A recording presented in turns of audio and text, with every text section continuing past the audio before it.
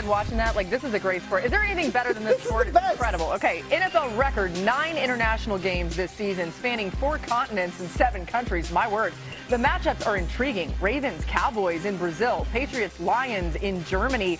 And we won't have to wait long on Thursday night, week 1, a showdown between the NFC West rivals when the Rams take on the 49ers in Melbourne, Australia, the NFL's first ever regular season game in Australia. And with that, we welcome in Rams head coach Sean McVay now in our Verizon Coach Spotlight. Coach, we appreciate you taking some time here. Week 1, as we just said, you travel to Australia, taking on division rival, the 49ers. We've already heard the 49ers travel plans for all this. Kyle Shanahan was pretty forthcoming about all that. So what are your travel plans for your team? How are you guys approaching this? Yeah, we're figuring that out. We're working through it, but I have such trust in Reggie Scott and our group to be able to kind of work through what's going to be best for our players ultimately. I was glad to be able to see. It sounds like, coming back is going to be the real challenge. So it's good to have that Monday night game, give us a couple more days to turn over. But I always look at that opener. We kind of knew that obviously a while ago, and it's going to be a great challenge, but it sounds like it'll be an exciting venue to be able to play in. Sean, it's pretty cool. I'm looking at the schedule right now, and we've got Netflix primetime that game. We got Monday Night Football primetime. You've got Sunday Night Football primetime. 3 games in primetime out of the gates. It looks like the NFL is treating the Rams like not only a primetime team, but maybe a centerpiece team. That raises expectations. Have you had a chance to look at the schedule and kind of see what the league thinks of you guys, showcasing you in these big spots right out of the gate? Yeah, I think you got to earn it. You and I both know this league is so humbling. You obviously look at it, but, it's the coaching cliche, but it's the truth. It's 1 week at a time. Try to be totally present. We're going to use every day in the meantime to get ready to peak going into that Niners game. But it's a great challenge. Everybody, this is all fun, but every single year is a great challenge in this league. We're excited to be able to get the opportunity to play in some of those games you mentioned. And you're in a bunch of spotlight games at Thanksgiving Eve, of course, Christmas, but I'm looking at week 16 and week 18.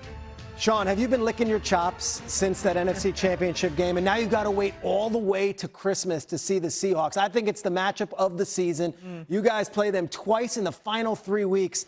Seahawks, Rams, give us a little early thought process as you have to wait all the way to Christmas Day to play them. You're getting ahead of yourself, big boy. It is at week 16. Here's what I know. I know there's a ton of respect for the reigning Super Bowl champs. They earned it. They were a great team from the very beginning all the way through. But we're going to take it 1 week at a time. And, when that game comes, we'll be excited about it. And I'm hoping for a good day after with the family after Christmas. All right, so big boy over here is getting ahead of himself, but I know you don't do that, Coach. When you first see the schedule, I'm always curious about this, and I think every coach has a different answer. What is the first thing that you look for just to maybe identify some things that matter to you? Yeah, the first thing I'm looking at, what's our opener? When's the bye? When are some of those Thursday short weeks? What you can't help but notice is that we play 5 games. We play on 5 days of the week throughout the season. And then, shoot, you never know, one of those flex games, if it goes to Saturday, we'll check every day off except for Tuesday. So it'll be fun. But most importantly, Laura, I'm looking at the opener and when the bye is. And love having the bye when we do in week 11. I think that's a perfect time to be able to have it. Sean, we haven't heard you since the draft. Obviously, you've done some media here and there. Now that we are about a month removed, the Ty Simpson pick, what has been the fallout? And also, what are you guys thinking now that you're in the building and he's there with you in the fold? Yeah, he's been, the rookies have been here for a week. We're focusing on our team. It's been great to have our group in there, being able to get out on the field, do some stuff into phase 2, get into the meetings. I really love a lot of these guys, and I'm excited about building relationships with the new guys. You got 23 rookies coming in, including the 5 draft picks and the undrafted guys. And I think it's always about coming together every single year. But, man, we have a lot of special players returning.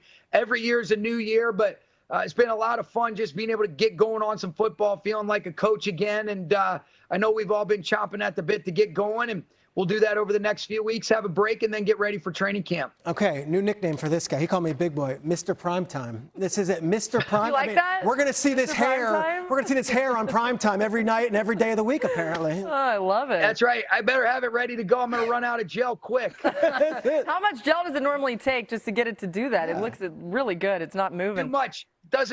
Kevin O'Connell's son laughed at me a couple years ago when it didn't move when we had the rain game against the Niners. I said, it's a trick of the trade, man. It's super glue. That's it. I love it. Hey, listen, you get great tips on this show here, okay? We didn't even expect that, and appreciate Sean McVay for all the latest. Thanks again, Coach. Thanks, Coach. Wish you the best of luck. There's a lot to get to here as we continue to go through, and there will be a total of 9 rematches from last year's postseason played during the 2026 regular season. That includes both conference champions and the Super Bowl, as the defending champion Seahawks host the Patriots. Let's go through a few of those, starting with that rematch in Week 1, Hawk. Yeah, I want to see the Patriots and the Seahawks. I mean, in the Super Bowl, Patriots got trounced, but May wasn't healthy. The offensive line has to be revamped. And the big question around the Patriots is this a true franchise resurgence, or was that a flash-in-the-pan season aided by an easier schedule? The schedule's tough this year, but we'll get a good glimpse of what the Patriots are in Week 1 against the defending Super Bowl champs. There's like 2 people on the planet who call Peter Big Boy and get away with it. It's his wife and Sean McVay. What a moment. I don't think she's ever called me Big Boy, but that's another story. Hey, maybe it's right. Look out. All right, anyway, listen, we just talked about this. Last year, Seattle by 2. LA by 1 overtime. Is it Big Daddy? Which is it? All right, Seattle by 4. Is this the best matchup in the league right now? Sean was just really happy with us, and Big Boy aside, I have never seen him more upset on a sideline ever than when they lost that last game. Huge stakes. Orlovsky's just smiling at me. Disbelief. He was actually equally upset after the Simpson pick and the whole call. I think he was more upset after Simpson. But I didn't want to bring that up again, Peter. We've done enough on Simpson. I'm going to go AFC Championship game rematch, and let's hope that both quarterbacks and really both teams are fully healthy. I remain adamant, if Bo Nix stayed healthy and played in this football game, we'd get the Broncos against the Seattle Seahawks in the Super Bowl. I think both teams are going to be very good again. Denver really doesn't have any flaws. New England's offensive line can improve off of the performance of last year that left a lot to be desired. Superstar quarterback in Drake May, but Week 17 AFC Championship game rematch. All right, quickly, so we got to change the bottom line when Peter talks to Peter Big Boy. Not a terrible nickname. There's been worse. Yeah, listen, McVay, I ain't calling him Big Boy. That's it. Okay, let's get Adam back in here. Adam, Bo Nix didn't play in that AFC Championship because of the ankle injury he suffered the week before. One of many quarterback injuries that could impact this upcoming season. Let's start with Nix. What's the latest on him? Well, Laura, as Big Boy can attest, Bo Nix is coming along right now, and he is tracking to be ready for training camp right now. Again, second ankle surgery, not ideal, but that is something that the organization was prepared for. He always was going to need a second surgery to get that ankle cleaned up, so it's no big surprise. It just occurred a little bit later in the offseason, but they still expect him to be ready for training camp. Probably will go through OTAs, and the opener certainly will not be an issue for Bo Nix in a game in which we're still waiting to see whether the Chiefs will have Patrick Mahomes. Now, the Chiefs say that Patrick Mahomes is way ahead of schedule, but this, today, is 5 months to the day that Patrick Mahomes tore his ACL and his lateral collateral ligament as well. The season opens 4 months from today. That's a 9-month recovery. If anybody can do it, Patrick Mahomes can, but that's a big-time injury, and obviously you have to wonder if he'll be fully effective for the opener against the Broncos on Monday Night Football in a game that we do expect that Big Boy will be at. It's official now. Now there's nothing. I'm sorry. Straight face. Like, doesn't even grin. Not going to break. He's getting close now. This is the quarterback depth chart for the Chiefs. You see Patrick Mahomes, Justin Fields, and remember, they also drafted Garrett Nussmeier. Now, 3 of the first 4 games are against teams that missed the playoffs last season. That's the Colts, Dolphins, and Raiders for the Chiefs. Now, the exception, Week 1 versus the Broncos, that Broncos defense, and we'll get into this a little bit more. Week 5 bye, followed by a difficult 3-game stretch against the Chargers, Seahawks, and Broncos as we sink our teeth into Teats. I have multiple into all teats. of this, Dan. What do you think about the way that Kansas City's schedule sort of shakes out, especially knowing that Mahomes is coming off the ACL? This is a soft schedule up until about Thanksgiving, and I think that's great for Kansas City. Obviously, you start Denver Week 1, so that's a challenge because they've owned Mahomes and the Chiefs of the past 3 seasons, yes. But Week 5 bye, that has to matter for Patrick Mahomes. That's another week to get him try to gear it up. And the hardest part of their schedule, I would tell you, is Thanksgiving and beyond, right? It's Buffalo, the Rams, Bengals, New England, San Francisco Chargers. So that is a brutal stretch, absolutely.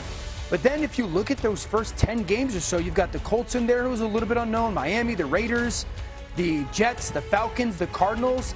I think this is a perfect schedule when it comes to where the Chiefs are to kind of softly start this season, get Patrick back to what Patrick is, and then hit that hard stretch at the end of the year. I think, what the Chiefs did this offseason. They revamped their defense. They went to the draft and took almost exclusively defensive players early. And they're going to need it because they're playing some really, really tough offenses this year. Besides the Chargers in the division twice, the Broncos in the division twice, they have Seattle, they have Buffalo Bills, Josh Allen, Stafford and the Rams, Cincinnati and Burrow, the Patriots and May. They better bank some wins, though. They better bank some wins. But that again, stretch is tough. How weird is it though? They have a 6-11 record last year, and they were. Doesn't make sense. It looks like a misprint. Yeah. Doesn't it feel like Week 1 has stakes to it as much as a Week 1 game can? Denver goes in there and wins. Nick's coming off an injury. It feels like, is this a takeover? Is this the new normal? Mahomes gets off the turf and wins at home Week 1. It's like, no, not today. Also, it's schedule night. Let's talk schedule. I enraged the Chiefs fans this week, which is not hard to do. I said this game should be in Denver. They won last year. Why not have the opening week, have your celebration and your pageantry around Mile High? Why is it in Arrowhead? I love Arrowhead as much as the next guy. I feel like it should be in Denver. They put it in Arrowhead. Now they got to go there and take it. I do feel, I wonder if this has a last dance feel. Not that Mahomes is done, and not that Interesting. Kelsey. Is this the last dance for Kelsey? You know, he comes back, he's going to be married. We think, let's hope, knock on wood, everything goes to plan, and that's it. What? I don't know what happened. Breaking news here? Trust me, it's not my world. But I would say this, is there a thought that this is the last dance? Let's all do it for Travis, and let's get him this one, and let's get one more chip. Yeah, I mean, the fanfare there will be incredible. Excited that one is on Monday Night Football. Let's turn our attention to the Broncos and all of this and what their schedule looks like. I think we all agree. We've said it a couple times. They were so close to being in the Super Bowl. And 5 of the first 6 games against teams that made the playoffs last season. The only team that didn't actually is the Chiefs. That's in Week 1. They host the Bills on Christmas Day. Close out the season with games against the Patriots and Chargers, as you see there. They face only 2 playoff teams from Week 7 to 15. That's the Panthers and Steelers, including a Week 10 bye. Kyle, Bo Nix coming off an injury as well. What do you think of their early season schedule here? What is Bo Nix going to see in the beginning as he's trying to get back out there? Yeah, it's tough. They're good teams. You know, like this is a 14-3 team. They play a tough schedule. The last time Bo Nix was at a football game, he was watching from a box up in the stadium. And now he has to come out and go against the Chiefs. I wonder, is this the year that Bo Nix makes a big jump? He doesn't have this alpha reputation in terms of the top class of the quarterback shit. He has this reputation. He's a really good young quarterback with a great defense and a great coach. That's how every Broncos conversation goes. And Bo Nix is great. And he's got, maybe can he have a Caleb year? Can he have a young Burrow year? Can he do it coming off an injury? That's how you become a star. And he starts right off the gate in Arrowhead. I love it. All right, elsewhere in the division, let's take a look at the Raiders' schedule here. How do you deal with their quarterback situation? We're going to see it in just a moment. We're a little slow to get to it, but here it comes. Okay, so when you look at this, when's the bye? You see it late at Week 13. How do they handle that, Peter, with the quarterback situation? You got Kirk Cousins, but when do we see Mendoza? Every year there's a team that goes from worst to first. It's just, is this that team? And I know you say, no, they're in the AFC West. There's no chance. Well, if they do have an opportunity to do it, Mendoza, I don't think is going to be the guy under center. It's going to be Cousins from the start, and Cousins wins them games. I know Mendoza's the first overall pick. Kirk Cousins has major contract numbers with Vegas to be a backup holding a clipboard. And if you've ever listened to Tom Brady talk about the quarterback position, he will tell you that we rush these quarterbacks in too soon and that we throw them to the wolves too soon. And the greatest thing that he ever had was being 4th on the depth chart behind Drew Bledsoe and behind all those other quarterbacks that he was with in New England. I would think it's very deliberate with Kubiak and Brady to make sure that Mendoza is out there with the best chance for success. And you don't bring in Kirk Cousins and pay him those numbers if you're just going to have him holding a clipboard. I don't think so. I don't see a soft landing, right, for the rookie Week quarterback. 7 bye, yeah, Week 8 this start. Is Week 13 bye, and I would tell you, I think it's Week 16, Week 17, because I don't want him to play early on against either of these brutal opponents. schedule out of the top. Not the massive challenge Miami, but that first 9 weeks is tough, and then you go to I think it's Week 16, Week 17. Yeah, you'd go Tennessee, Arizona. Maybe you feel okay about that, but I think this is going to be the Kirk Cousins show in Las Vegas for a long time. I actually disagree with you, Peter. I think if they're going to catch lightning in a bottle, it's Mendoza. Like what are we waiting for? Kirk Cousins is there. We know what we're going to get from him. We definitely know what we're not going to get from him. It's hard to see the Kirk Cousins Raiders going 12-5. You know, I love Kirk. But if Mendoza were to get on the field because of injury early and just has it, that's the last of first. Kyle saw those spirals he was throwing at camp. Slow motion. This is going to be fun. The caption. Gorgeous. Yeah, Beautiful. exactly. Slow motion spiral is All day long. Yeah. Dan, does that do anything for you? Okay. rare. All right, how about the Chargers, Hawk? They've got Mike McDonald coming in as their new OC. And what are your expectations for Jim Harbaugh, Justin Herbert, as you look at their schedule? I mean, I think the grace period is over. You bring in Mike McDaniel offensively. I do expect Justin Herbert to have a career year under Mike McDaniel. That's just my expectation.